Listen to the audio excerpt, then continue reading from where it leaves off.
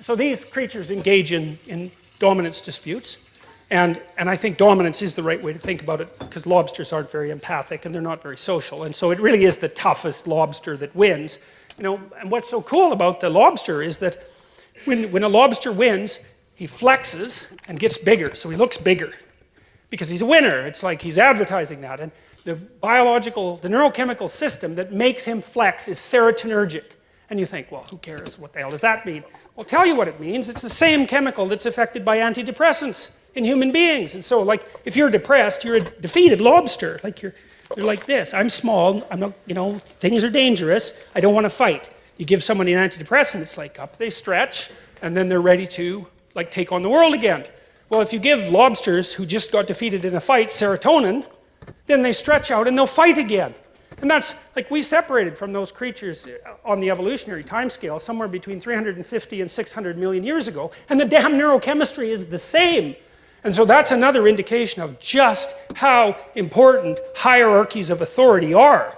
I mean, they've been conserved since the time of lobsters, right? There weren't trees around when lobsters first manifested themselves on the planet. And so what that means is these hierarchies that I've been talking about, those things are older than trees. And so one of the truisms for what constitutes real from a Darwinian perspective is that which has been around the longest period of time, right? Because it's had the longest period of time to exert selection pressure. Well, we know we evolved and lived in trees, something on the order of 60 million years ago. We're talking 10 times as far back as that for the hierarchy. And so the idea that human beings, that the hierarchy is something that has exerted selection pressure on human beings is, I don't think that's not a disputable issue. How it's done it and exactly what that means, we can argue about, but like that sort of biological continuity is just absolutely unbelievable.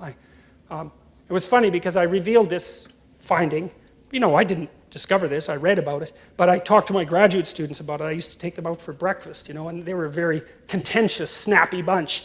And they were always trying to one-up each other, and they were quite witty. And for like 6 months, until it got very annoying, every time one of them one-upped the other, they'd stretch themselves out and like snap their hands like So that was very funny. It was really very funny. So you see this in lobsters, and so that's pretty amazing.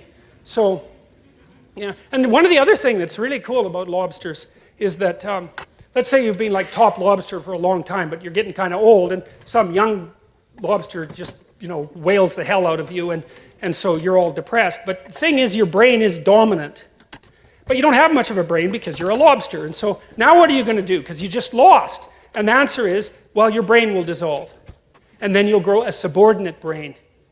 Yeah, and so that's worth thinking about too, right? Here, for a couple of reasons. First of all, if any of you have ever been seriously defeated in life, you know what that's like. It's like it's a death, a descent, a dissolution, and if you're lucky, a regrowth, and maybe not as the same person. That's what happens to people with post-traumatic stress disorder, right? Their brains undergo permanent neurological transformation, and they then inhabit a world that's much more dangerous than the world that they inhabited to begin with. But we also know, too, if you have post-traumatic stress disorder or depression, that your hippocampus shrinks, right? It dies and shrinks. And you can sometimes get it to grow back. Your hippocampus shrinks and your amygdala grows. And the amygdala increases emotional sensitivity. And the hippocampus inhibits emotional sensitivity. And so if you've been badly defeated, the hippocampus shrinks and the amygdala grows. Now, if you recover, the hippocampus will regrow.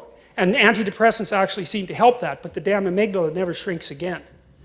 And so, so that's another lesson from the lobster. It's quite a terrifying one, but it's one, like, it's so interesting that you can relate to that, right? It's like, I get what that poor crustacean's going through,